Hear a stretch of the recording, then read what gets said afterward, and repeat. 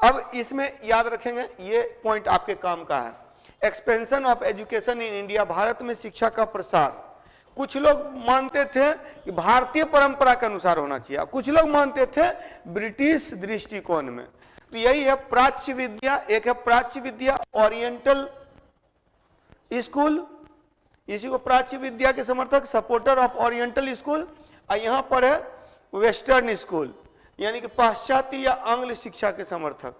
तो एक ओरिएंटल है, पूर्वी है, और एक जो है ये वेस्टर्न है, वेस्टर्न। तो दो अप्रोच है।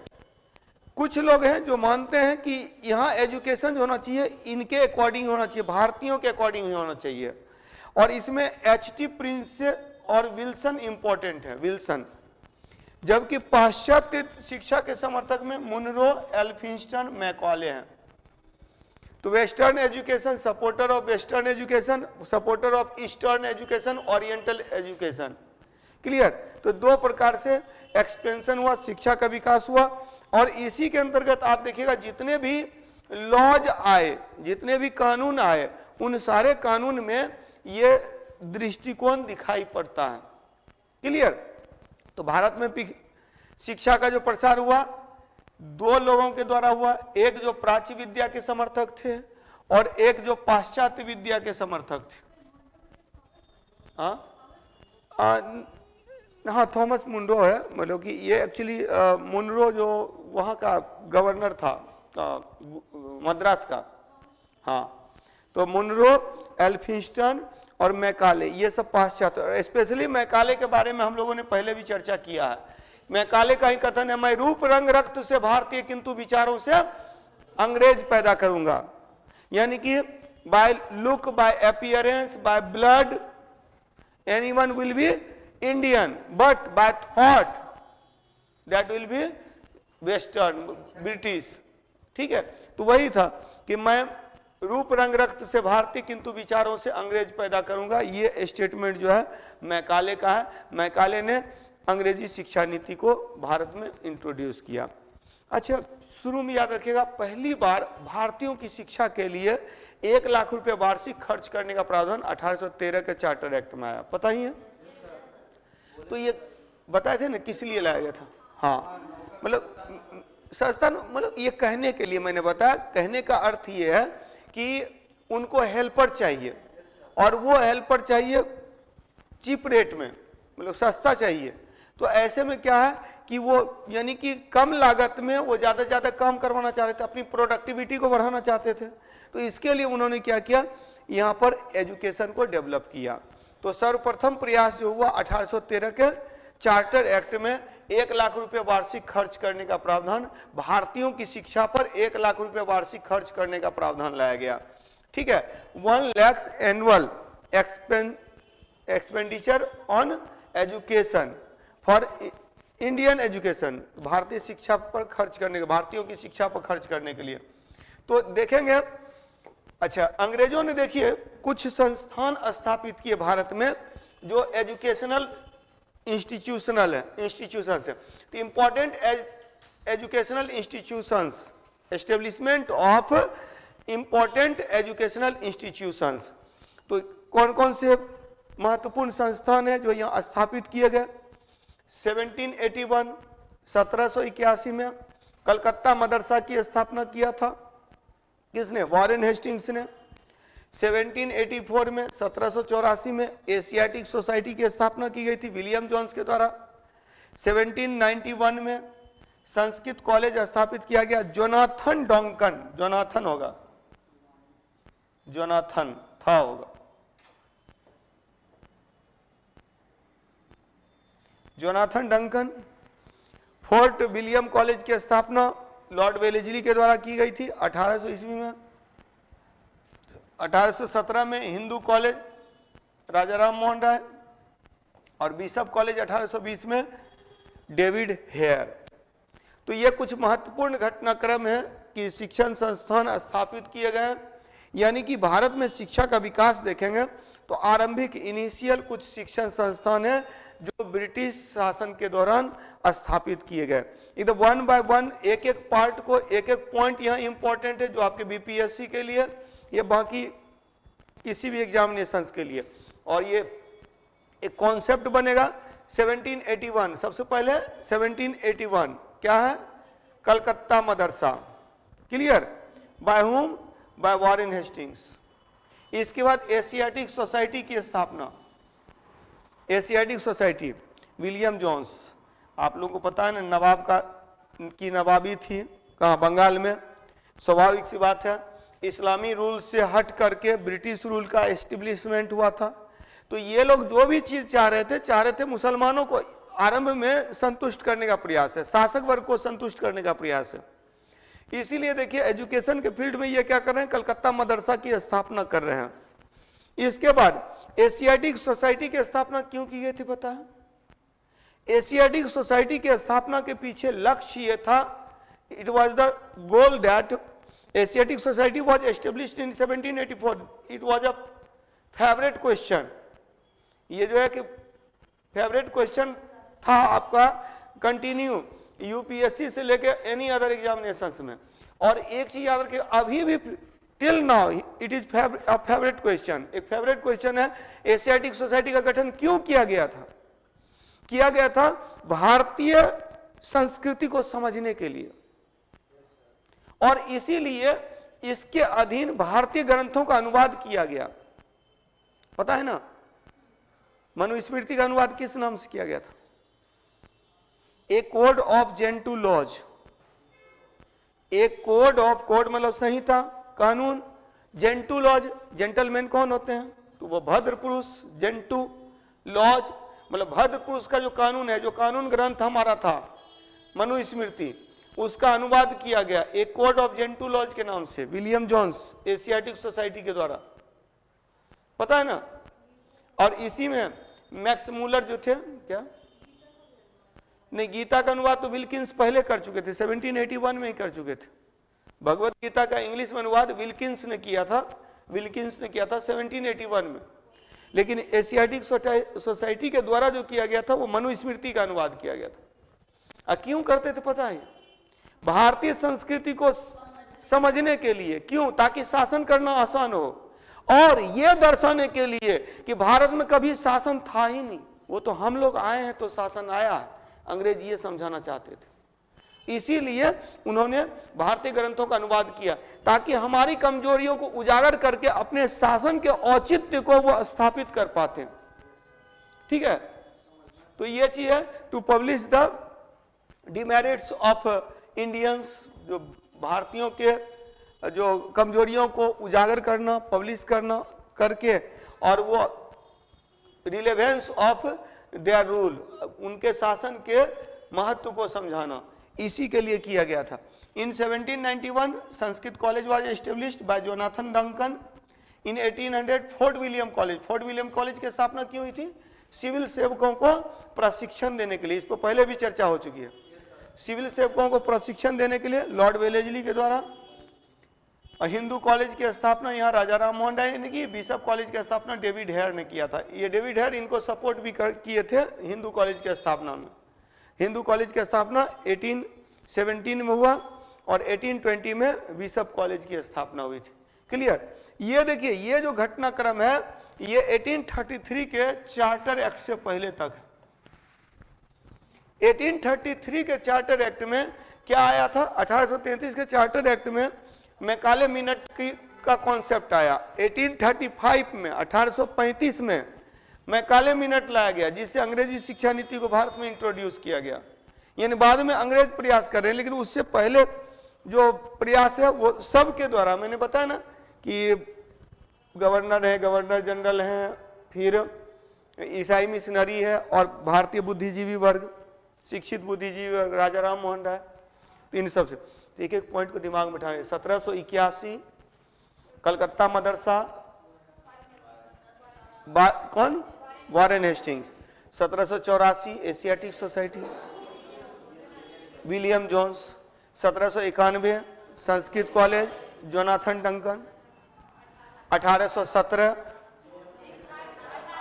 1800 ईस्वी में विलियम कॉलेज से वेलेजली, 1817 में हिंदू कॉलेज राजा राम मोहन राय, 1820 में बिशप कॉलेज कौन डेविड है। बिशप कॉलेज, बिशप नाम से बिशप कॉलेज की स्थापना। बिशप होते कौन है? बिशप जैसे कि पोप हुए ना, पोप के तरह ही बिशप भी जैसे एक हेड टाइप से होते हैं, हाँ मोंग टाइप के होते हैं, ठीक है बिशप। तो ये इतना पॉइंट, अब जैसे बिना देखे मैंने बोल दिया उस तरह से आपके भी मुंह पर आना चाहिए। एकदम मोस्ट इंपॉर्टेंट पॉइंट सब जो आज का कलेक्शन है वो बहुत ही इंपॉर्टेंट है आप लोगों के लिए। अब इसी पर देखिए कि सबसे पहले तो मैंने बताया था कि 1813, वो तो सबका रट्टा मारा हुआ है ना। 1813 भारतीयों की शिक्षा के लिए 1813 का चार्टर, भारतीयों की शिक्षा पर 1 लाख रुपए वार्षिक खर्च करने का प्रावधान। उसके बाद अब ये यहां पर एक चीज और याद रखिएगा, ये मैं बोल रहा हूं ईस्ट इंडिया कंपनी के अधीन शिक्षा नीति। ईस्ट इंडिया कंपनी का शासन कब खत्म हुआ? 1858 में, 1858 में। तो 1858 के पहले ये भी एक क्वेश्चन पूछ सकता है, which one of the following was not जो education policy by East India company. तो ईस्ट इंडिया कहा कि ईस्ट इंडिया कंपनी के शासन का अंत हो गया 1858 में। तो इसके बाद ब्रिटिश संसद का शासन है। तो इस बीच में 3 प्रमुख चार्टर हैं, 1813 का चार्टर, 1835 का चार्टर, 1813 का चार्टर, 1835 का चार्टर और 1854 का चार्टर। क्लियर? ये 3 बातें हैं, चार्टर एक्ट 1813, मैकॉले मीनात और वुड्स डिस्पैच। वुड्स डिस्पैच एकदम याद कर लीजिए, रट्टा मार लीजिए। और इसी में याद रखिएगा कि ये जो वुड्स डिस्पैच है, वुड्स डिस्पैच, इसको भारतीय शिक्षा का मैग्ना कार्टा भी कहा जाता है। भारतीय शिक्षा का मैग्ना कार्टा भी कहा जाता है, एकदम दिमाग में बैठा लेना है, भारतीय शिक्षा का मैग्ना कार्टा। ठीक है, वुड्स डिस्पैच याद रखिएगा कब आया? 1854 में। एकदम ईयर भी आपके लिए इंपॉर्टेंट है, तो 1 पॉइंट उसको लिख लीजिएगा वुड्स डिस्पैच के संदर्भ में। Wood's dispatch, clear? Wood's dispatch, Wood's dispatch कब लाया गया? 1854 में लाया गया। और देखिए बोर्ड ऑफ कंट्रोल के अध्यक्ष सर चार्ल्स वुड्स थे। भारत में अंग्रेजी सीखे और महिला शिक्षा के प्रसार में महत्वपूर्ण भूमिका निभाई थी वुड्स डिस्पैच। तो यहां पर याद रखिएगा इसमें क्या था? भारतीयों की शिक्षा के लिए 1 लाख रुपए खर्च, भारतीयों की शिक्षा हेतु, for the education of Indians, 1 lakh रुपए, 1 लाख रुपए वार्षिक खर्च का प्रावधान, वार्षिक खर्च का प्रावधान। Provision of expenditure of 1 lakh rupees annual for the education of Indian. यहां क्या है? अंग्रेजी शिक्षा नीति, अंग्रेजी शिक्षा नीति। और यहां है शिक्षा का प्रसार, महिला शिक्षा, महिला शिक्षा, expansion of education and education of women. और इसी में बताया था कि प्राथमिक विद्यालय में स्थानीय भाषा होना चाहिए और जो उच्च विद्यालय में एंग्लो वर्नाकुलर भाषा होनी चाहिए और कॉलेज के स्तर पर अंग्रेजी शिक्षा होनी चाहिए। ये वुड्स इस डिस्पैच में ही आया था। क्लियर? तो वुड्स डिस्पैच के की 3 बातें हैं। पहला, प्राथमिक स्तर पर स्थानीय भाषा, local language on primary level. दूसरा, Anglo vernacular language on middle level, यानी कि अपर लेवल कह सकते हैं, अपर लेवल। और कॉलेज के लेवल पे बोला जा रहा है कि एंग्लो मतलब इंग्लिश में, हाँ प्राथमिक स्तर पर स्थानीय प्राप्त। और उच्च विद्यालय में, हाई स्कूल में एंग्लो वर्नाकुलर, वर्नाकुलर मतलब कि जैसे पश्चिम, हाँ इंग्लिश को भी कंपलसरी करना चाहिए। मतलब एंग्लो वर्नाकुलर मतलब हो गया, एक तो अंग्रेजी रहेगा ही, अंग्रेजी के साथ साथ रीजनल भी रहेगा, जिस क्षेत्र में है उस क्षेत्र के लिए। और उच्च में केवल इंग्लिश होना चाहिए, कॉलेज में केवल इंग्लिश होना चाहिए, कॉलेज में केवल English, primary, higher and college, ये तीनों के संदर्भ में। और इसको क्या करते हैं, भारतीयों की शिक्षा का मैग्ना कार्टा, भारतीयों की शिक्षा का, भारतीयों के लिए शिक्षा का Magna carta. Magna carta, Magna carta पता है ना, पहला अधिकार पत्र था, पता है ना, मैग्ना कार्टा पहला अधिकार पत्र था जहां ब्रिटेन की जनता को ब्रिटेन के राजा के विरुद्ध कुछ अधिकार मिले थे। कब मिले थे? 1215 ईस्वी में, 1215 ईस्वी में मिला था मैग्ना कार्टा, एक अधिकार पत्र पारित हुआ था 1215 ईस्वी में। तो जहां कहीं भी व्यापक अधिकार जनता को प्राप्त होता है सरकार के विरुद्ध या कानून के विरुद्ध, मतलब नया कानून बनता है, तो उसके लिए मैग्ना कार्टा शब्द का प्रयोग किया जाता। अधिकार पत्र मतलब इससे अधिकार मिल गया भारतीयों को, तो भारतीय शिक्षा के लिए एक अधिकार पत्र है, वुड्स डिस्पैच। और रट्टा मार लीजिएगा, 1835 में मैकाले मिनट, 1854 में वुड्स डिस्पैच, सबसे इंपॉर्टेंट। और अगला है यहाँ अंग्रेजी शिक्षा नीति, और यहाँ तीनों लेवल पे 3 प्रकार की नीति। 3 ईयर डिग्री कोर्स कब आया? हंटर कमीशन आता है ना, ग्रेजुएशन के लेवल पर 3 साल का जो डिग्री कोर्स है, इसका कॉन्सेप्ट वही है, 2+3 का जो कॉन्सेप्ट, हंटर। चलिए नेक्स्ट पे आते हैं। तो फिर आ गया महत्वपूर्ण, नहीं ये गड़बड़ हो गया, महत्वपूर्ण आयोग लिखिएगा। ये इसका जो हेडिंग है ना, हेडिंग चेंज कर लेंगे। हेडिंग क्या लिखेंगे? हेडिंग को चेंज कर लेंगे। ये ब्रिटिश शासन, मतलब कि यहां पर याद रखिएगा 1858 से 1947, और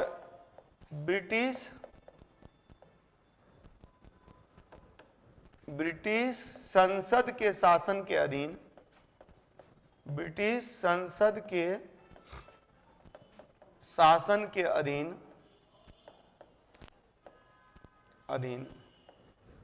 ब्रिटिश संसद के शासन के अधीन प्रमुख आयोग,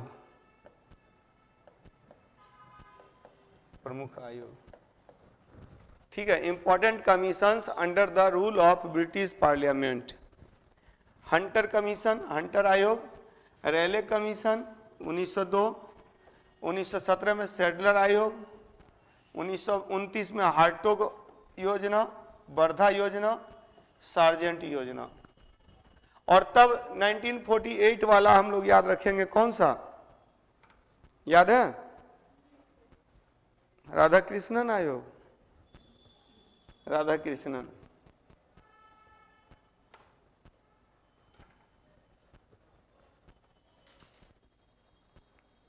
हंटर आयोग।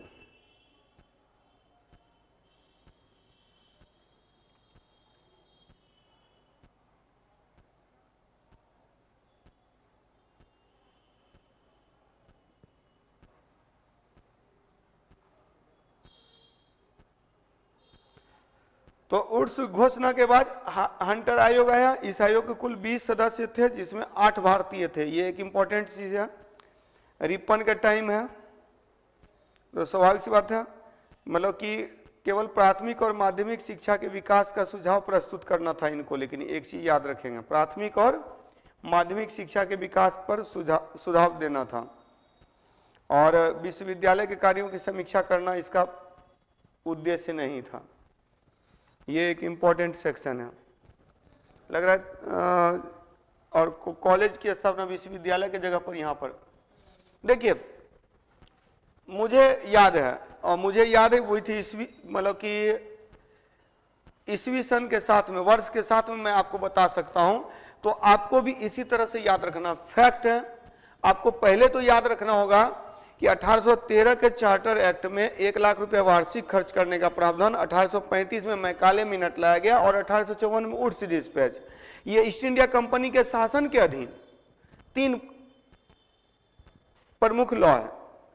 अब ब्रिटिश संसद के शासन की जब शुरुआत हुई तो प्रमुख कमीशन बने, प्रमुख आयोग बने। 1882 में हंटर आयोग, 1902 में रेले आयोग, 1917 में सैडलर आयोग, 1929 में हार्टोग कमीशन, 1937 में वर्धा योजना और 1944 में सार्जेंट योजना। तो ये प्रमुख हैं, ये पहले याद रखना है। दूसरी बात याद रखिएगा, जो हंटर कमीशन ये मुख्य रूप से प्राथमिक और माध्यमिक के लिए था, प्राथमिक एंड माध्यमिक। और यही कारण है कि रेले कमीशन में विश्वविद्यालय पर ध्यान दिया गया। विश्वविद्यालय, आप लोग को याद रखना चाहिए, रेले आयोग को विश्वविद्यालय आयोग भी बोला जाता है। Raleigh commission is also called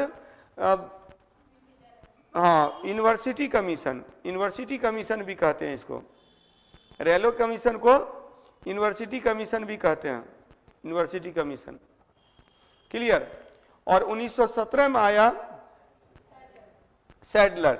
Sadler में ये चीज आया था, थोड़ा सा वो जो मैंने बताया था ना, थोड़ा ध्यान रखिएगा कि कॉलेज जाने से पहले 12 साल का कोर्स होना चाहिए। यानी कि +2 वाला जो कॉन्सेप्ट है ना, इंटरमीडिएट वाला, वो सैडलर आयोग में ही लाया गया था। सैडलर आयोग में ही लाया गया था। और इंटरमीडिएट के बाद, अच्छा वो थोड़ा सा कंफ्यूजन था, उसको दूर कर लीजिएगा। और +2 के बाद +3, मतलब 10 +2 +3 का जो कॉन्सेप्ट है ना, इंटर का कॉन्सेप्ट और ग्रेजुएशन 3 ईयर डिग्री कोर्स, वो हंटर में गलती से निकल रहा था। हाँ, 3 ईयर डिग्री कोर्स सैडलर है। मतलब सैडलर की जो मुख्य सिफारिश है ना, उसमें देखिए क्या क्या, इंटर और उत्तर माध्यमिक परीक्षा को माध्यमिक और विश्वविद्यालय शिक्षा के मध्य विभाजन माना चाहिए। अच्छा, 3 ईयर डिग्री कोर्स, और साथ ही साथ इसी में आया है वो डिप्लोमा का कॉन्सेप्ट। तो 3 ईयर डिग्री कोर्स मतलब 3 वर्ष, जो स्नातक जो होना चाहिए वो 3 साल का होना चाहिए, यहाँ लाया गया। और दूसरी बात कि उससे पहले एक इंटरमीडिएट भी होगा। उच्च शिक्षा माध्यमिक के बाद, जब उच्च विद्यालय के बाद एक 2 साल का जो इंटरमीडिएट का कोर्स भी होगा, ये इसी में लाया गया था। और डिग्री कोर्स 3 साल का इसी में लाया गया था। अब देखिए, अच्छा एक एक चीज को अब दिमाग में उठाइए। जैसे कि था वुड्स डिस्पैच में, क्या था? वुड्स डिस्पैच में था कि प्राथमिक स्तर पर स्थानीय मध्य, मतलब उच्च विद्यालय में अंग्रेजी प्लस स्थानीय, और कॉलेज में केवल अंग्रेजी। वुड्स के बाद आया हंटर। हंटर को मेनली प्राथमिक और माध्यमिक के लिए ही सिफारिश करना था, इसको उच्च से लेना देना नहीं है। और तब रेले कमीशन के द्वारा विश्वविद्यालय आयोग, मतलब विश्वविद्यालयों को सुनिश्चित किया गया वो जो, और ये इसीलिए इसको विश्वविद्यालय आयोग भी बोलते हैं। और ये देखिए, अच्छा किसके किसके काल में वो भी याद रखिएगा। डलहौजी के काल में सबसे पहले तो लॉर्ड हेस्टिंग्स के काल में 1813, 1833 से लॉर्ड विलियम बेंटिक के काल में, 1854 है डलहौजी के काल में, रिपन के काल में हंटर कमीशन, रेले कमीशन कर्जन के काल में, फिर मॉन्टेग्यू चेम्सफोर्ड के काल में सैडलर आयोग, और इरविन के काल में हार्टोग है, इरविन के बारे में। और ये जो है आपका लिनलिथगो के काल में है, लिनलिथगो ये नहीं, बेवेल के काल में, बेवेल 43 से 47 बेवेल। तो वो भी आपको याद रखना होगा। वो तो मैंने आप लोग को बोला ही था कि रट जाइए। 1905 से 10 तक मिंटो, 10 से 16 तक हार्डिंग, 16 से 21 तक चेम्सफोर्ड, 21 से 26 तक नहीं, उसमें है रीडिंग के बाद इरविन है, और 26 से 31 तक। उसके बाद वेलिंगटन है, वेलिंगटन के बाद जो है 1934 से 43 तक है लिनलिथगो, 43 से 47 तक है बेवेल, और 47 से 48 है माउंटबेटन, और 48 से 51 है सी राजगोपालाचारी। तो वही चीज है, उसके अकॉर्डिंगली आपको इसको भी देखना है यही मॉडर्न इंडिया की यही खासियत, यहाँ के डिफरेंट डेवलपमेंट एक साथ काम करते हैं और इसी में कंफ्यूजन होती है। तो उसको आपको साथ साथ सारे डेवलपमेंट को अगर समझ जाइएगा तो यहाँ से पढ़ना आसान हो जाएगा। जब हम लोग समाज सुधार आंदोलन की बात करते हैं तो राजा राम मोहन राय से शुरू होकर के और गांधी जी और भीमराव अंबेडकर तक आ जाएंगे समाज सुधार आंदोलन। तो वो एक डेवलपमेंट है। एजुकेशन की बात करेंगे तो ये डेवलपमेंट है। अब देखते हैं यहाँ पर कुछ कुछ जो है कानून बने हैं, अधिनियम बने। भारत में प्रमुख शिक्षा नीति, हाँ, स्वतंत्र भारत की शिक्षा नीति, हाँ, वर्धा योजना मतलब गांधीवादी मूल्यों के अनुरूप है, जिसमें कि हस्तकरघा उद्योग मतलब कि एक तरह से देखा जाए तो उसमें क्या किया गया था कि सेल्फ डिपेंडेंट बनाने पर बल था, आत्मनिर्भर बनाने पर बल था। और उसके बाद सार्जेंट योजना आया। अब इन सब योजनाओं के बाद जब स्वतंत्र भारत में पहली शिक्षा नीति जो थी 1848-49 में, वो राधाकृष्णन आयोग के द्वारा, राधाकृष्णन आयोग ने क्या किया था, विश्वविद्यालय पूर्व 12 वर्ष का अध्ययन, शिक्षा का 3 उद्देश्य होना चाहिए, सामान्य शिक्षा, संस्कारी शिक्षा और व्यवसायिक शिक्षा। क्लियर? तो general education, moral education and professional education, या हाँ प्रोफेशनल। तो यहाँ पर देखा जाए तो 3 था शिक्षा के 3 उद्देश्य, और इन्हीं के सिफारिश पर विश्वविद्यालय अनुदान आयोग यूजीसी का गठन किया गया 1956 में। 1956 में जो यूजीसी बना है वो राधाकृष्णन आयोग की ही सिफारिश पर बना है, राधाकृष्णन आयोग की सिफारिश पर बना है। तो स्वतंत्र भारत की शिक्षा नीति में राधाकृष्णन आयोग 1948-49 राधाकृष्णन आयोग। इसके बाद राधाकृष्णन आयोग के अंतर्गत याद रखेंगे कि इसमें कुछ चीज़ों को, पहले की चीज़ों को भी स्वीकार किया गया और साथ ही साथ कुछ नई चीज़ें लाई गई। और नई चीज़ों में शिक्षा के 3 उद्देश्य बताए गए, सामान्य शिक्षा, संस्कारी शिक्षा और व्यवसायिक शिक्षा। क्लियर? और इसी के सिफारिश पर, राधाकृष्णन समिति की सिफारिश पर 1956 में विश्वविद्यालय अनुदान आयोग का गठन किया। क्या 12 वर्ष 1-2 ये हिंदी में लिखा गया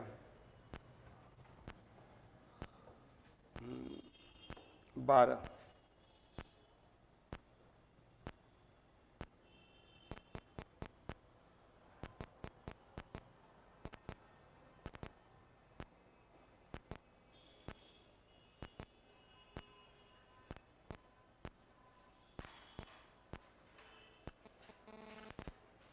क्लियर? चलिए आगे किया जाए, लिख लिया ना। तो स्वतंत्र भारत में शिक्षा नीति, और अभी तो नई शिक्षा नीति लाई गई है। इससे पहले शिक्षा नीति कौन सी थी? 1986 की शिक्षा नीति थी, 1986 की शिक्षा नीति थी। और उससे पहले कमोबेश यही राधाकृष्णन आयोग की ही सिफारिश था, जिसको कि एक्सेप्ट किया गया था। क्लियर? चलिए, तो इसके बाद एक और सेक्शन हम लोग देख लेते हैं, और वो देख लेते हैं development of press in India.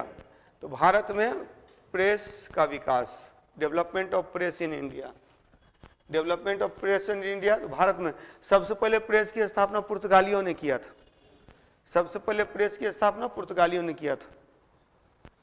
मैं बार बार बोल रहा हूं कि फैक्ट के स्तर पर आप लोग जो है वो घटना चक्र वाला जो क्वेश्चन बैंक है उसको साथ साथ कवर करते जाइए। लास्ट टाइम में एकदम अपने आप को पैक कर लेना है, बंद कर लेना है। और घटना चक्र के साथ साथ देखिए, घटना चक्र और करंट अफेयर्स ये 2 पर कमांड कर लीजिएगा, पीटी निकल जाएगा। Main current affairs, current affairs और घटना चक्र। करंट अफेयर्स को ट्रेडिशनल तरीके से पढ़ना शुरू कीजिए। कोई भी नई चीजें हैं तो उससे रिलेटेड ट्रेडिशनल क्या चीजें हो सकती हैं, मतलब हाँ नहीं, वहाँ क्या पूछेगा कहना मुश्किल है। इसीलिए फिलहाल तो एक चीज याद रखिएगा, जनवरी से लेकर के अब तक का कवर कर लीजिए, दिसंबर तक का, मतलब अभी तक का। हाँ नहीं, क्वेश्चन देखिए, कभी कभी क्या होता है ना कि क्वेश्चन जो तैयार किए जाते हैं तो तो करंट छोड़कर तैयार कर लिया 10 सेट, मतलब 4 सेट मान ले रहे, 4 सेट तैयार कर लिया, तो करंट छोड़कर तैयार कर लिया। अब बाकी करंट है, करंट को इंक्लूड कर दिया जाएगा, तो उसमें क्या फर्क पड़ेगा, सब डाटा में तो तैयार रहेगा ना, सिर्फ करंट टाइप करना है, और टाइप किया वो प्रिंट निकला। तो कई बार होता है तो क्वेश्चन जब छपता है तो कम से कम 2 महीना पहले तो होना ही चाहिए। दिसंबर जनवरी, अगर 23 जनवरी को एग्जाम हो रहा है तो आप नवंबर तक कवर कर सकते हैं, नवंबर तक, हाँ नवंबर तक, दिसंबर में मत जाइए। दिसंबर की मैगजीन देख लीजिएगा, इसीलिए कि दिसंबर की मैगजीन नवंबर में छपती है, उसमें अक्टूबर का न्यूज़ रहता है, तो इसलिए दिसंबर तक की मैगजीन बोला जाता है। जनवरी से दिसंबर तक की मैगजीन जो है ना, उसको एक बार देख लेना। कोई भी एक मैगजीन फॉलो कीजिए, कोई बाध्यता नहीं है, जो आपको इजी समझ में आता है उस मैगजीन को आप कवर कीजिए। हाँ, कोई भी एक मैगजीन कवर कीजिए। हम लोग तो उस समय 2 मैगजीन कवर करते थे, एक सिविल सर्विसेज क्रॉनिकल आता था और दूसरा जो है वो प्रतियोगिता दर्पण। ये 2 को, प्रतियोगिता दर्पण थोड़ा लिमिटेड है, सीमित है, वो सारे एग्जाम में काम आता है, और जो क्रॉनिकल है वो स्पेशली सिविल सर्विस पर फोकस्ड है। ठीक है, अब उन्हीं दोनों को अगर कंबाइंड करके अगर देखा जाए तो दृष्टि वाले करंट अफेयर्स टुडे निकाल दिए हैं, लेकिन करंट अफेयर्स टुडे में बहुत ज़्यादा मटेरियल है, उतना ज़्यादा को कवर करने में थोड़ी दिक्कत होती है। चलिए, भारत में प्रेस का विकास, तो पुर्तगालियों के द्वारा प्रेस की स्थापना की गई। 16वीं सदी में प्रिंटिंग प्रेस की शुरुआत हुई और पहली पुस्तक बाइबल थे, जिसका प्रकाशन गोवा के पादरियों ने किया था। गोवा के पादरियों ने किया था, तो प्रीस्ट ऑफ गोवा के पादरियों ने 1557 में 1557 में बाइबल का प्रकाशन किया था। भारत में प्रकाशित होने वाली पहली पुस्तक बाइबल थी। भारत में प्रकाशित होने वाली पहली पुस्तक जो थी, जो प्रेस के थ्रू प्रकाशित होने वाली पहली पुस्तक बाइबल थी। अब है कि ब्रिटिश ईस्ट इंडिया कंपनी द्वारा विकास, डेवलपमेंट, पहला तो development establishment of press by Portuguese. In 16th century printing press was started and the first published book was Bible in 1557. Development of education by British East India Company, तो इसी आगे company का पहला printing press 1684 में बंबई में स्थापित हुआ। अब वो देखिए, वो किसका था, ये पुर्तगालियों का था, और कंपनी का पहला कब था, 1684 में। बहुत सारे पॉइंट्स को यहाँ इकट्ठा करने का प्रयास किया गया, जो आपके लिए इंपॉर्टेंट है, जो जनरली मिलता नहीं है, बहुत रेयर मिलता है। और भारतीयों का प्रेस में के विकास में योगदान, तो बुद्धिजीवी शिक्षित भारतीय जैसे क्या है, जैसे राजा राम मोहन राय हो गए, ईश्वरचंद विद्यासागर हो गए, सोम प्रकाश उनका था ना, और इनका जो है संवाद कौमुदी था, मीरातुल अखबार था, मीरातुल अखबार, संवाद कौमुदी, ठीक है, और प्रिसेप्ट्स ऑफ जीसस, मतलब हर धर्म पर वो प्रहार किए हैं, धर्म की जो रूढ़िवाद है उस पर प्रहार कर रहे हैं। ठीक है, तो वो राजा राम मोहन राय। तो ये प्रेस के विकास में, और ये बहुत इंपॉर्टेंट सेक्शन है, पूछा हुआ बीपीएससी के मेंस में पूछा हुआ क्वेश्चन है। ये जो आपका जो स्ट्रक्चर है ये आपके काम आएगा बहुत ज्यादा। क्लियर? तो सबसे पहले पुर्तगालियों द्वारा प्रेस की स्थापना 16वीं शताब्दी में। प्रिंटिंग प्रेस कब हुआ था? 1557, बाइबल 1557, बाइबल पुर्तगाली। अब ब्रिटिश के द्वारा 1684 में प्रिंटिंग प्रेस की स्थापना बंबई में, वो गोवा में, ये बंबई में, यहाँ गोवा में हुआ था, पुर्तगालियों के द्वारा कहाँ? गोवा में, और ईस्ट इंडिया कंपनी के द्वारा बंबई में। क्लियर? अब भारतीय प्रयास हो रहा है कलकत्ता से हो रहा है, बंगाल से हो रहा है, भारतीय प्रयास हो रहा है बंगाल से हो रहा है, ये भी याद रखेंगे। नेक्स्ट, प्रिंटिंग प्रेस का आरंभिक विकास। सबसे पहले 1780 में द बंगाल गजट आया, भारत का प्रथम अखबार है यही। जेम्स, यहां थोड़ा गड़बड़ है, James Augustus,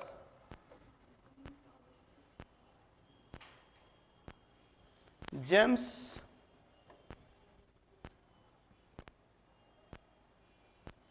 clear, James Augustus Hickey होगा, जेम्स अगस्टस हिक्की। ठीक है, जेम्स अगस्टस हिक्की के द्वारा संपादित published by तो James Augustus Hickey. It was the first paper in India. और अगेन देखिएगा फिर से किसी भारतीय द्वारा संपादित भी पहला समाचार पत्र है, वो बंगाल गजट ही है, और ये गंगाधर भट्टाचार्य के द्वारा है 1816 में, 1816 में. हाँ, दोनों अलग अलग. बंगाल गजट नाम वही है, लेकिन ये जेम्स अगस्टस हिक्की का है और ये पहला है. अब पहले भारतीय गंगाधर भट्टाचार्य, लेकिन वो भी बंगाल गजट के नाम से ही निकाला था. हाँ हाँ, ये द बंगाल गजट है, वो केवल बंगाल गजट. तो द बंगाल गजट याद रखना है किसके द्वारा? जेम्स अगस्टस हिक्की के द्वारा. अब बंगाल गजट किसके द्वारा? तो भारतीय गंगाधर भट्टाचार्य के द्वारा. तो first newspaper by an Indian Gangadhar Bhattacharya, that was Bengal Gazette, and first newspaper in India, the Bengal Gazette by James Augustus Hickey. Clear? लिख लिया ना? ये 1780 में है और वो 1816 में. 1780 1816. क्लियर? किसी भारतीय द्वारा संपादित प्रथम समाचार पत्र. यहाँ गड़बड़ है, जेम्स ऑगस्टस हिक्की. यहाँ जेम ऑगस्टस डिक्की मत कर दीजिएगा, जेम्स अगस्टस हिक्की. तो जिसमें करेक्शन करते हैं उसके बाद ही फोटो वोटो खींच लिया कीजिए. आगे चले बढ़े. अब देखिए प्रमुख प्रकाशन कौन कौन है, इसके अलावा प्रमुख प्रकाशन कौन कौन है. बहुत ही इंपॉर्टेंट सेक्शन है और यहाँ से एकदम ये रटने वाला चीज है. अभी पीएससी के लिए बहुत ही इंपॉर्टेंट है, क्योंकि पीटी के साथ साथ मेंस में भी आपके काम आने जा रहा है. तो याद रखिएगा 1818 में दिग्दर्शन मार्समैन के द्वारा निकाला गया. 1821 में संवाद कौमुदी किसके द्वारा? राजा राम मोहन राय के द्वारा. और 1822 में मिरातुल अखबार राजा राम मोहन राय के द्वारा. 1821-22. 1861 में जयदीप बोस के द्वारा टाइम्स ऑफ इंडिया. स्टेट्समैन एक उदारवादी था. अब पायोनियर जो था ये ब्रिटिश सरकार की कृपा दृष्टि प्राप्त थी इस पर. तो ये थोड़ा ध्यान रखना है कि कहने का अर्थ ये है कि शुरू में जैसे ये कुछ भारतीय द्वारा भी प्रयास किया गया और कुछ, तो यहाँ पर याद रखेंगे प्रमुख प्रकाशन है. इंग्लिश मैन जो था ना वो सर्वाधिक रूढ़िवादी था, जबकि स्टेट्समैन जो था वो सर्वाधिक उदारवादी है, यानी कि 1818 में दिग्दर्शन, 1821 में संवाद कौमुदी, 1822 में मिरातुल अखबार, 1861 में टाइम्स ऑफ इंडिया, 1870 में स्टेट्समैन और 1876 में पायोनियर. तो दिग्दर्शन वाज पब्लिश्ड बाय मार्समैन, संवाद कौमुदी and Miratul Akhbar were published by Raja Ram Mohan Roy, Times of India by Jaydeep Bose. ये तीन ऐसे याद रखना है. दूसरी बात याद रखना है, English man was the most, जो ट्रेडिशनल न्यूज़पेपर कहिएगा, रूढ़िवादी बोलिएगा, ये रूढ़िवादी है. तो रूढ़िवादी सबसे ज्यादा रूढ़िवादी कौन था? इंग्लिशमैन रूढ़िवादी. तो सबसे ज्यादा रूढ़िवादी कौन था? Englishman. Conservative, most conservative was Englishman, जबकि मोस्ट लिबरल वाज स्टेट्समैन. और एक जो था पायोनियर, ये under the government support, government मतलब सरकार की कृपा दृष्टि मिला हुआ है, वेल विश मिला हुआ है. तो पायोनियर का हो गया. 1818 कौन हो जाएगा? दिग्दर्शन. 1818 दिग्दर्शन मार्समैन के द्वारा. 1821 में संवाद कौमुदी, 22 में मिरातुल अखबार राजा राम मोहन राय. 1861 में Times of India Jaydeep Bose. हाँ वही टाइम्स ऑफ इंडिया. इसके बाद स्टेट्समैन 1870, 1876 में पायोनियर. इंग्लिश मैन इसमें सबसे ज्यादा रूढ़िवादी है और सबसे उदारवादी स्टेट्समैन है. पायोनियर को ब्रिटिश कृपा दृष्टि प्राप्त थी. क्लियर? हाँ, टाइम्स ऑफ इंडिया वही है जो अभी भी छपता है, इसीलिए काफ़ी पुराना ये है। द हिंदू वगैरह बाद में आया है। द हिंदू जो है ना वो मद्रास से का पब्लिकेशन, वो चेन्नई का है, साउथ का पब्लिकेशन है। हाँ, और क्या चीज, हाँ, द हिंदू में सबसे पहले कांग्रेस का ये लाया गया था। तो द हिंदू जो न्यूज़पेपर है,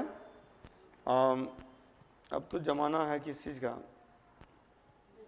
हाँ, 1878 में पहला इशू डेट है द हिंदू। 1876 के बाद 1878 हो गया द हिंदू। ये भी ऐसे अपने स्तर पर लिख सकते हैं। आगे देखते हैं, आगे होगा। अच्छा, वो ध्यान में रखिएगा, क्या मैंने बताया, 1878 में the Hindu. The Hindu, the Hindu जो न्यूज़पेपर है 1878। अच्छा, सोम प्रकाश की चर्चा करना यहाँ इसलिए भी इंपॉर्टेंट है कि इस पर चर्चा हो चुकी है आप लोगों की। मैंने बताया था कि लीटन ने वर्नाकुलर प्रेस एक्ट लाया था, जिसमें भारतीय भाषा के समाचार पत्रों को प्रतिबंधित किया गया था। वो लाया गया था अमृत बाजार पत्रिका के लिए, लेकिन वो लागू हो गया किस पे, सोम प्रकाश पे। तो इसी संदर्भ में सोम प्रकाश से रिलेटेड कुछ पॉइंट है जो आप लोग को याद रखना है कि सोम प्रकाश पहली बार 1858 में प्रकाशित हुआ था। Som Prakash was published at first in 1858। It was published in Bengali language, Bengali भाषा में इसका प्रकाशन हुआ। It was published by Ishwarchand Vidyasagar, Ishwarchand Vidyasagar के द्वारा ये हो गया था। ये तो सेम हो गया, दो स्टेटमेंट, ठीक है। और लिटन के वर्नाकुलर प्रेस एक्ट,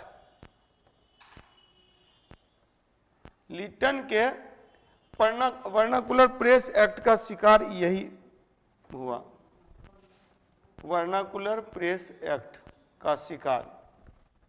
ये चार बात इससे संबंधित याद रखना।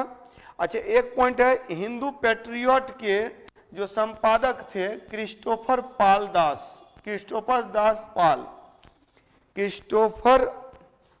दास पाल, इसको पत्रकारिता का राजकुमार कहते हैं, प्रिंस ऑफ जर्नलिज्म, पत्रकारिता का राजकुमार कहा जाता है। क्लियर, लिख लिए। तो सोम प्रकाश से related point, it was published at first in 1858 में पब्लिश हुआ। इसका पब्लिशर कौन थे, ईश्वरचंद विद्यासागर। ये बंगाली भाषा में था, वर्नाकुलर प्रेस एक्ट इस पर लगा। ऐसे भी दिमाग में रहेगा, चारों पॉइंट लिख दीजिएगा। हाँ, लिटन के समय में, लिटन के काल में नहीं, लिटन के काल में तो प्रतिबंध न लगा। हाँ, लिटन के काल में प्रतिबंध, और पब्लिश हुआ था काल में प्रतिबंध कैनिंग के समय में पहली बार, कैनिंग के समय में पहली बार प्रकाशित हुआ था, कैनिंग। क्लियर। चलिए, इसके बाद थोड़ा सा अमृत बाजार पत्रिका भी देख लेंगे। अमृत बाजार पत्रिका सोम प्रकाश के 10 साल के बाद 1868 में प्रकाशन, बंगाली भाषा में मोतीलाल घोष द्वारा, और वर्नाकुलर प्रेस एक्ट से बचने के लिए अंग्रेजी में प्रकाशन शुरू कर दिया था। बस 4 पॉइंट याद रखिए। अमृत बाजार पत्रिका, अमृत बाजार पत्रिका।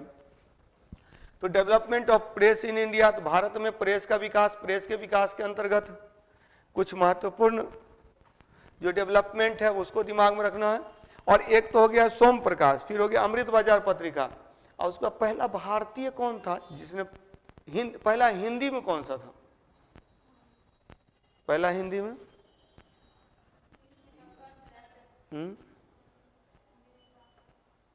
जुगल किशोर के द्वारा था, उदंड मार्तंड। उदंड मार्तंड जो था पहला हिंदी में प्रकाशित। पहला Bengal gazette, James Augustus Hicky, पहला भारतीय द्वारा Bengal gazette. The Bengal gazette पहला था भारत में, James Augustus Hicky. Bengal gazette पहला भारतीय द्वारा, गंगाधर भट्टाचार्य द्वारा। उसके बाद हो गया कि सोम प्रकाश, जिस पर कि वर्नाकुलर प्रेस एक्ट लागू हुआ। अमृत बाजार पत्रिका जो वर्नाकुलर प्रेस एक्ट से बचने के लिए क्या किया था, अंग्रेजी में प्रकाशित किया। तो 1868 में प्रथम प्रकाशन बंगाली भाषा में मोतीलाल घोष द्वारा संपादित। और शिशिर कुमार घोष कैसे कोई कल बोल दिए थे, वो तो क्रांतिकारी ये से संबंधित है, ठीक है। फर्स्ट हिंदी जुगल किशोर, एक मिनट, ये है फर्स्ट हिंदी, उदंड मार्तंड, सब मतलब कलेक्शन मैंने करके रखा है, बहुत इंपॉर्टेंट सेक्शन है। तो उदंड मार्तंड कलकत्ता में 1826 में प्रकाशन हुआ। तो देखिए चूंकि नहीं, वो उस पर बाद में जाएंगे, उस स्लाइड पे बाद है, उसी में क्या छूट गया, तो लास्ट वाला लिख लीजिए ना। हाँ, वर्नाकुलर प्रेस एक्ट से बचने के लिए अंग्रेजी में प्रकाशित हुआ था। हाँ, रातों रात इंग्लिश में छाप दिया था। अब देखिए उदंड मार्तंड ये कलकत्ता में प्रकाशित हुआ, यह हिंदी का प्रथम समाचार पत्र है और जुगल किशोर शुक्ला द्वारा संपादित है। ये 2 पॉइंट तो हमेशा क्वेश्चन में पूछा जाता रहा। अब याद रखना कि इसका पहला प्रकाशन कब हुआ, 1826 में, और दूसरा कि ये बंद कब हुआ, तो 4 दिसंबर 1827 को सीज कर लिया गया, बंद कर दिया गया, ठीक है। हाँ, तो ये 4 पॉइंट याद रखना, उदंड मार्तंड, जुगल किशोर, सबसे ज्यादा इंपॉर्टेंट है हिंदी का प्रथम समाचार पत्र, फर्स्ट न्यूज़पेपर इन हिंदी, उदंड मार्तंड, दूसरा कि जुगल किशोर शुक्ला द्वारा संपादित, और उसके बाद 1826 में प्रकाशन किया और 27 में इसको बंद कर दिया गया, सीज कर लिया गया, सीज, एक ही साल। हाँ, नहीं चला तो वही नहीं, हिंदी में था ना, तो वो सब लोगों की समझ में आता था, लोगों की समझ में आता था, तो क्रांतिकारी भावना दे भर रहा है, तो स्वाभाविक सी बात है। और इसी के बाद ना बंद हुआ, तो इसके बाद देखिएगा मेटकॉफ आता है ना, मेटकॉफ के आने से पहले आपका जो एमहर्स्ट का जो काल है ना, उसी समय प्रतिबंध लगता है। एमहर्स्ट का काल है ना, एमहर्स्ट का काल कब से कब तक है, 1823 से 28। तो एमहर्स्ट, लॉर्ड एमहर्स्ट भारत के, बंगाल के गवर्नर जनरल का, भारत का गवर्नर जनरल तो हो गया लॉर्ड विलियम बेंटिक। तो लॉर्ड एमहर्स्ट के काल में क्या हुआ कि प्रेस पर प्रतिबंध लगाया गया, जुगल किशोर शुक्ला की जो पत्रिका है, समाचार पत्र उदंड मार्तंड को बंद कर दिया गया। लेकिन तब लॉर्ड विलियम बेंटिक आते तो उसी समय मेटकॉफ आता है। मेटकॉफ ने क्या किया, समाचार पत्रों को छूट दी, इसीलिए समाचार पत्रों का मुक्तिदाता कहा जाता है, समाचार पत्रों का मुक्तिदाता कहा जाता है। क्लियर? हाँ हाँ, अब एक इसको याद रखिएगा, ये गड़बड़ है, इसको छोड़ दीजिए इसको, उसको मैं बता दे रहा हूँ, बता इसीलिए दे रहा हूँ। एक्चुअली बाल गंगाधर तिलक की 2 पत्रिका है, पता है ना, एक मराठा एक केसरी है। मराठा मराठी में नहीं है, यही याद रखना, मराठा मराठी में नहीं है, तो केसरी मराठी में हो गया, तो मराठा अंग्रेजी में हो गया। एक मराठी में है, एक अंग्रेजी में है, एक मराठा है एक केसरी है, मराठा मराठी में नहीं है, तो मराठा अंग्रेजी में हो जाएगा और वो हो जाएगा केसरी हो जाएगा मराठी में। एक गदर, हाँ रीजनिंग वाला क्वेश्चन हो गया। गदर याद रखिएगा कि यह सैन फ्रांसिस्को में इसका प्रकाशन किया था, लाला हरदयाल द्वारा प्रकाशन हुआ था। गदर पार्टी की जो स्थापना हुई थी ना, कब, 1913 में, 1913 में गदर पार्टी की जो स्थापना हुई थी, तो वो गदर आंदोलन का ही एक, मतलब कि गदर पार्टी के अंतर्गत ही एक प्रकाशन हुआ था, प्रकाशित हुआ था गदर। गदर एक साथ उर्दू, अंग्रेजी, पंजाबी और पश्तो में, अफगानिस्तान की भाषा है, वो जो पश्तो जनजाति ये क्षेत्र है ना, तो याद रखिएगा, तो एक साथ इसका प्रकाशन हुआ उर्दू, अंग्रेजी, पंजाबी और पश्तो में। क्लियर? तो गदर से संबंधित, गदर पार्टी से संबंधित है। गदर पार्टी के संस्थापक कौन थे? लाला हरदयाल थे। लाला हरदयाल के साथ सोहन सिंह भाकना है और भाई परमानंद है, बरगतुल्ला है। कामागाटा मारू तो उसके बाद का ना 1914 में कामागाटा मारू एक अलग प्रकरण है, जिसमें कि जापानी जहाज को सिंगापुर से लेकर के गुरदीप सिंह चले गए थे वैंकूवर। नहीं, गदर पार्टी ने कामागाटा मारू प्रकरण में इन्होंने सपोर्ट किया था, ये लोग उनको सपोर्ट करते हैं। मतलब ये लोग चाह रहे थे कि कामागाटामारू जहाज जो उतरा वहां तो उसको, तो 13 में इनका गठन हुआ गदर पार्टी का, और 14 में कामागाटामारू प्रकरण है। तो कामागाटामारू के जो सवारी लोग थे उनको कनाडा में घुसाने के लिए इन लोगों ने प्रयास किया था, लेकिन अंग्रेजी शासन के प्रभाव में कनाडा की सरकार एग्री नहीं हुई, भगा दिया गया वहां से। क्लियर? पश्तो जो है ना, पश्तो भाषा है जो पाकिस्तान अफगानिस्तान वाला जो एरिया है ना, हाँ पाकिस्तान अफगानिस्तान वाला क्षेत्र में बोला जाता है। क्लियर? गदर, गदर के बाद अगला पे आइए। अच्छा, अब कुछ प्रमुख रचना है जो भारतीयों द्वारा प्रकाशित है। Some important books written by Indians, भारतीयों द्वारा प्रकाशित कुछ प्रमुख रचनाएं, और यहाँ पर तब उसको भी लिख ही लेंगे हम लोग बीच में कहीं पर। मौलाना अबुल कलाम आजाद से भी पहले कौन है? तिलक है ना, तिलक। तिलक के द्वारा क्या क्या है? मराठा और केसरी, मराठा केसरी, तो मराठा और केसरी है। तो मराठा और केसरी, मराठा और केसरी किसके द्वारा है? तिलक के द्वारा मराठा और केसरी है। मौलाना अबुल कलाम आजाद के द्वारा अल हिलाल अल बिलाग, बिलाग होगा यहाँ पर, विलाम नहीं होगा, बिलाग, अल बिलाग, अल हिलाल अल बिलाग, अल बिलाग, अल हिलाल अल बिलाग, अल बिलाग।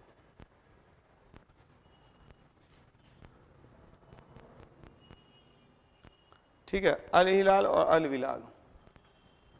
एनी बेसेंट द्वारा, बसु ने बस स्टैंडर्ड, इसको थोड़ा ऐसे कर लीजिएगा, हाँ, बस स्टैंडर्ड, कॉमनवेल्थ, न्यू इंडिया,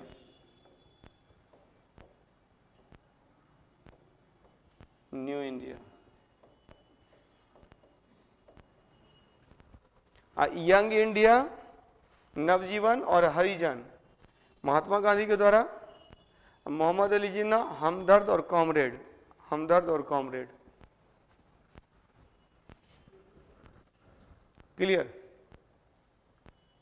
अल हिलाल अल बिलाग, तिलक के द्वारा मराठा केसरी, मौलाना अबुल कलाम आजाद के द्वारा अल हिलाल अल बिलाग, एनी बेसेंट के द्वारा बस Standard, Commonwealth, New India, Mahatma Gandhi के द्वारा यंग इंडिया, नवजीवन, हरिजन, और मोहम्मद अली जिन्ना के द्वारा हमदर्द और कॉमरेड।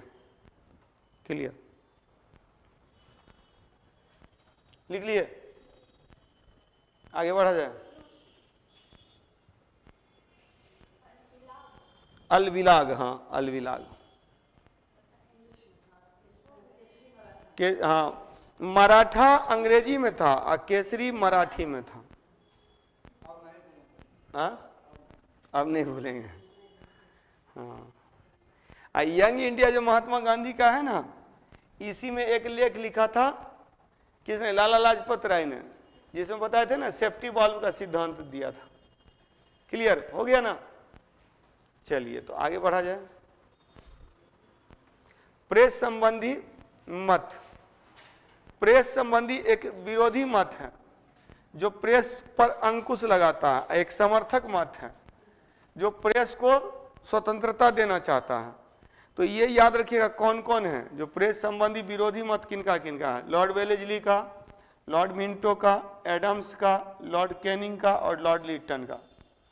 और जबकि समर्थक मत में है Lord Hastings, Lord William Bentinck, Metcalfe, Macaulay और रिपन। ये प्रेस संबंधी ब्रिटिश मत। एक विरोधी मत है जो बोलता है कि भारत में प्रेस का विकास नहीं होना चाहिए, प्रेस को स्वतंत्रता नहीं मिलनी चाहिए। और एक है समर्थक मत जो बोलता है कि भारत में प्रेस का विकास होना चाहिए और प्रेस जो है सो प्रेस को स्वतंत्रता मिलनी चाहिए। तो उसी में याद रखेंगे। तो लॉर्ड वेलेस्ली जो है विरोधी में है, जबकि लॉर्ड हेस्टिंग्स समर्थक में है। और लॉर्ड मिंटो जो है विरोधी में है, एडम्स विरोधी में है, विलियम बेंटिक समर्थक हैं, मैटकॉफ समर्थक हैं, लॉर्ड कैनिंग जो है विरोधी है, क्योंकि मैकाले और रिपन जो है समर्थक है, लॉर्ड लिटन विरोधी है। क्लियर? तो ये हो गया प्रेस संबंधी ब्रिटिश मत, British approach related to press. इसके बाद बाय द वे अगर एक क्लास होगी तो वो सूचना आप लोग को दे दी जाएगी, और अदरवाइज जो है सो वही जो मैंने कहा है कि आप लोग जो है घटना चक्र वाली बुक से लास्ट टाइम में उसी से प्रिपेयर कीजिए, ज़्यादा से ज़्यादा अपने आप को पैक कर लीजिए, क्वेश्चन देखिए, क्वेश्चन का एक्सप्लेनेशन देखिए, वही नहीं नोट्स वोट्स कुछ नहीं। अभी जो लास्ट टाइम में क्या होता है ना कि लास्ट टाइम में जो मैं बता रहा हूँ उसको कीजिए। एक तो सेट मारना है, करेंट अफेयर्स पर फोकस करना है, और जो घटना चक्र की जो सारी किताबें सेपरेट है उनको पढ़ना है, और कुछ पढ़ने की जरूरत नहीं है। मतलब बेकार का 10 किताब पे जाने की जरूरत नहीं है, इतना सफिशिएंट। जब इतने से निकल जाएगा तो क्या जरूरत है इधर उधर भटकने का, पीटी निकल जाएगा। और सबसे इंपॉर्टेंट चीज है ना पीटी का अप्रोच, आपको पता होना चाहिए कि क्या पूछ सकता है क्या नहीं पूछ सकता है, मेन चीज उसी के लिए। तो वो काम तो खूब रंजीत सर करवाते हैं। रंजीत सर तो आगे वही चीज बताते हैं हमेशा, वो चीज इसीलिए बताते हैं कि देखिए कम पढ़ करके पीटी निकला है, कम पढ़ करके पीटी निकलता है, ज्यादा पढ़ करके लोग विद्वान करते हैं, बनते हैं, रिसर्च करते हैं। ठीक है, बहुत लोग देखिएगा तो ज्ञानी है, बोलेगा कि ये सर पढ़ेबे नहीं किए, ये पढ़ेबे नहीं किए, अब रोडे पर भटक रहा है। वो लोग रोड पर भटकता रहता है, बहुत ज्ञान ले लिया है, रोड पर भटक रहा है। तो इसीलिए ये चीज जरूरी है, हाँ क्या नहीं पढ़ना वो ज्यादा जरूरी है। और रंजीत सर की क्लास में सबसे ज्यादा यही चीज देखने को आपको मिलता है। मैं तो खुद देखता हूँ, मैं खुद जिस दिन सर लाइव रहते हैं तो मैं खुद वहाँ खोल करके देखते रहता हूँ। हाँ ठीक है, चलिए तो इतना हम लोगों का हो गया। नेक्स्ट क्लास में अब अगर ऑर्गेनाइज होती है तो इन्फॉर्म कर दिया जाएगा।